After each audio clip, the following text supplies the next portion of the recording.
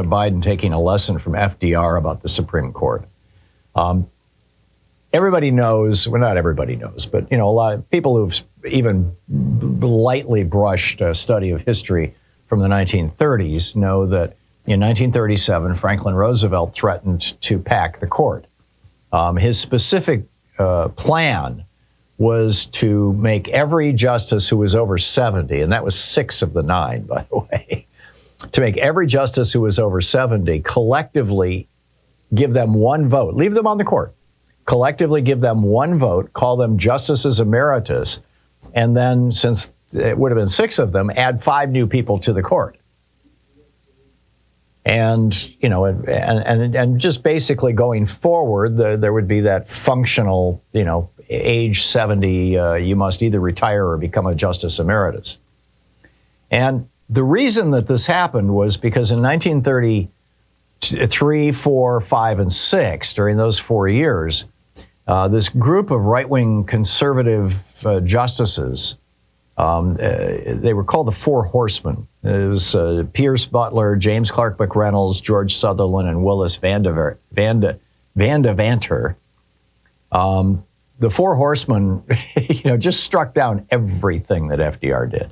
This was kind of an extension of the Lochner Court, going back to the 1890s rather, that had struck down multiple state cases where states had passed things like minimum wage laws and child labor laws.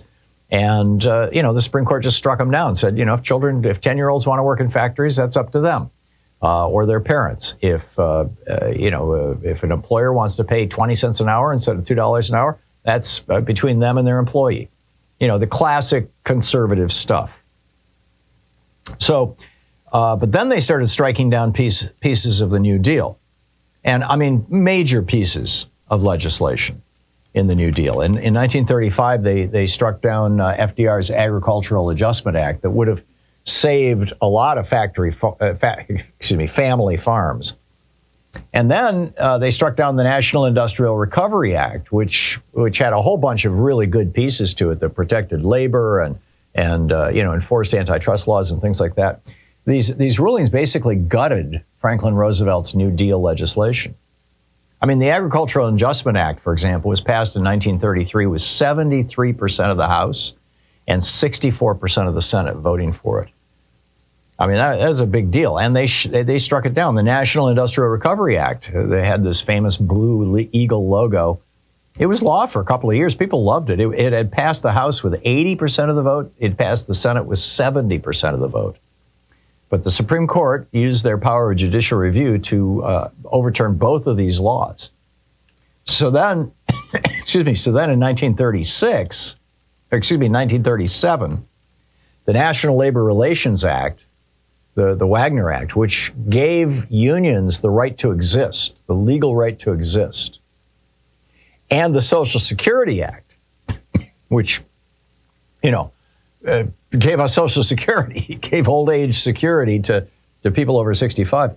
They were, the court had accepted cases in 1937 on these 2 cornerstones of FDR's New Deal legislation. And pretty much everybody knew the court was going to strike them down. So Franklin Roosevelt, on February 5th, 1937, just 2 months after his landslide re-election and being sworn in for his second term, and that, by the way, the second term is important. I'm not suggesting Biden do this now. I'm suggesting he do it if he gets reelected, which is increasingly an if, and we'll talk about that in a few minutes too. But Roosevelt went to Congress and said, I want to do this court packing thing where everybody over 70, collectively, they all end up with one vote. And it worked, basically. The majority of Americans were actually in favor of this. And historians are still arguing over whether it would have passed Congress. My own opinion is, and I've done a fair amount of reading on this. I delved into this topic, at length for quite a period of time when I was writing The Hidden History of the Supreme Court and the Betrayal of America. And I read several books about the history of that era and, dug into the documents and things. And I think it would have passed. But FDR just abandoned it because it wasn't needed anymore. On March 9th, 1937, this is, a couple of weeks after he presented this thing to Congress, he goes on the radio and he does this fireside chat where he talks about how basically it's a three-horse team. He's using, metaphors that made sense in the 30s when 10% of America lived on a farm. Now it's less than 1%. And, he said that basically you got this three-horse team, the Congress, the president, and the Supreme Court. And they should be pulling together to move the country forward. But the Supreme Court is not pulling their load. In fact, the Supreme Court is doing the opposite. He said the courts have cast doubt on the ability of elected Congress to protect us against catastrophe by meeting squarely our modern social and economic conditions. And then when people said, hey, you're trying to pack the court, Roosevelt said, if by that phrase the charge is made that I will appoint justices who will not undertake to override the judgment of Congress on legislative policy, that I will appoint justices who will act as justices and not as legislators, if the appointment of such justices can be called packing the court, then I say that I, and with me the vast majority of the American people, favor doing just that now.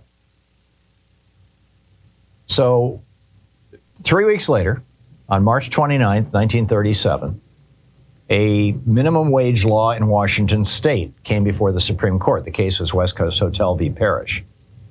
And this was a nearly identical law to the New York law, the New York minimum wage law that the court had struck down in 1936. But now it's March of 1937, and Roosevelt has been threatening the court. And so sure enough, Owen Roberts, who was he wasn't one of the Four Horsemen, but he was the guy who most frequently voted with them, he changed his vote.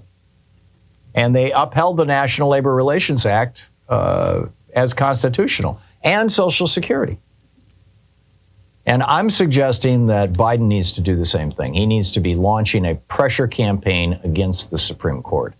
Now, whether he should do it now, and, whether that would cause political problems, a huge backlash from Republicans, or whether he should wait to do it after the election, I leave that up to you and to him and whatnot. My personal recommendation is that we talk about this now, that he get ready for this, and that if he wins and he holds the House and Senate, that he do that next year. So we can talk about that. We'll be right back.